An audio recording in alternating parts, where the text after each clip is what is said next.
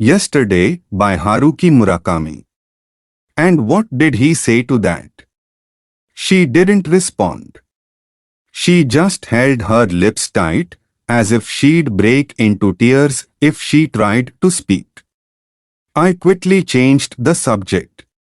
When we went to that Italian restaurant in Shibuya, I remember we had cheap Chianti.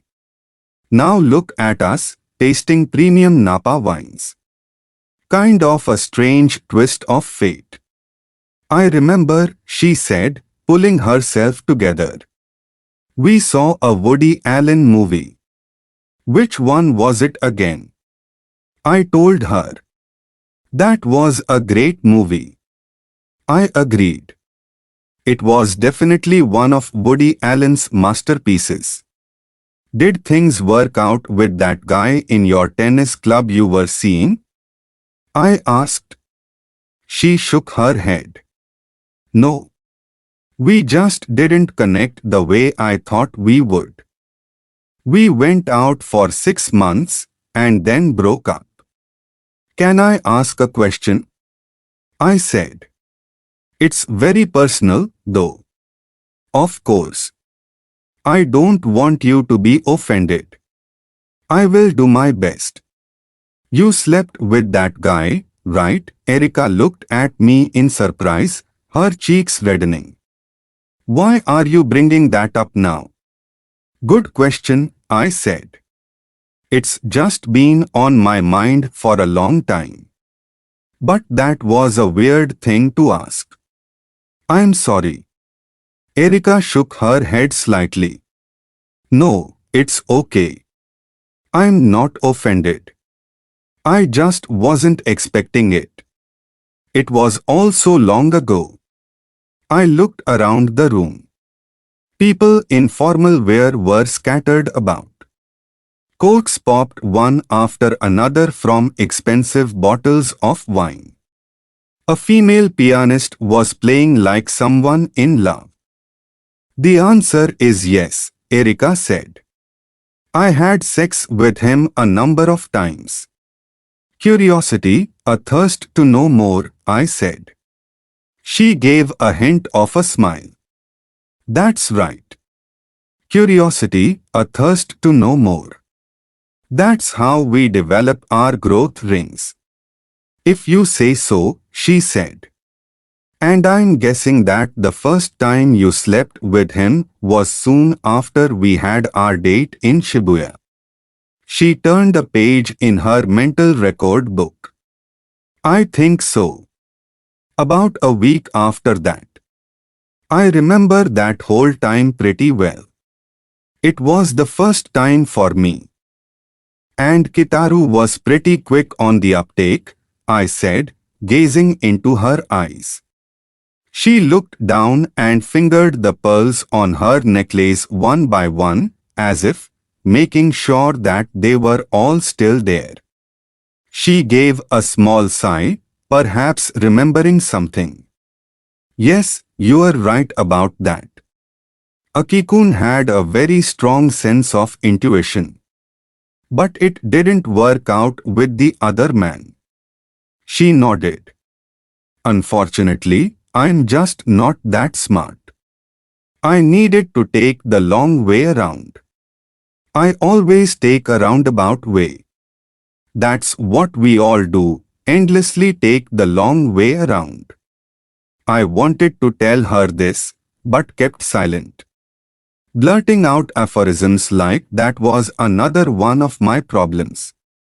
Is Kitaru married? As far as I know.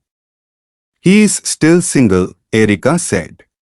At least, he hasn't told me that he got married.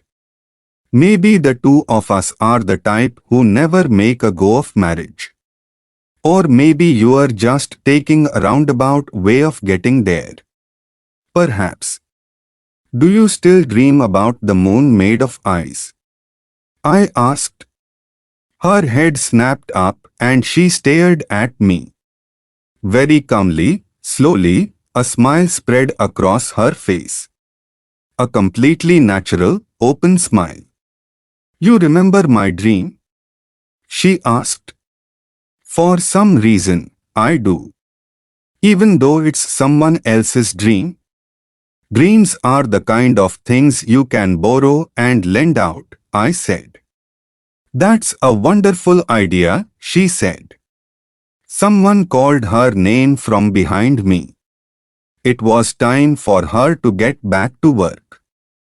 I don't have that dream anymore, she said in parting. But I still remember every detail. What I saw, the way I felt. I can't forget it. I probably never will. When I'm driving and the Beatles song Yesterday comes on the radio, I can't help but hear those crazy lyrics Kitaru crooned in the bath. And I regret not writing them down. The lyrics were so weird that I remembered them for a while, but gradually my memory started to fade until finally I had nearly forgotten them. All I recall now are fragments, and I'm not even sure if these are actually what Kitaru sang. As time passes, memory, inevitably, reconstitutes itself. When I was 20 or so, I tried several times to keep a diary, but I just couldn't do it. So many things were happening around me back then that I could barely keep up with them, let alone stand still and write them all down in a notebook. And most of these things weren't the kind that made me think, oh, I have got to write this down. It was all I could do to open my eyes in the strong headwind, catch my breath, and forge ahead. But, oddly enough, I remember Kitaru so well. We were friends for just a few months, yet every time I hear yesterday's scenes and conversations with him well up in my mind. The two of us talking while he soaked in the bath at his home in Denechofu. Talking about the Hanshin Tigers' batting order, how troublesome certain aspects of sex could be, how mind-numbingly boring it was to study for the entrance exams, how emotionally rich Kansai dialect was. And I remember the strange date with Erika Kuritani. And what Erika, over the candlelit table at the Italian restaurant, confessed. It feels as though these things happened just yesterday. Music has that power to revive memories. Sometimes so intensely that they hurt. But when I look back at myself at age 20, what I remember most is being alone and lonely. I had no girlfriend to warm my body or my soul, no friends I could open up to, no clue what I should do every day, no vision for the future. For the most part, I remained hidden away, deep within myself. Sometimes I'd go a week without talking to anybody. That kind of life continued for a year. A long, long year. Whether this period was a cold winter that left valuable growth rings inside me, I can't really say. At the time I felt as if every night I, too, were gazing out a porthole at a moon made of ice.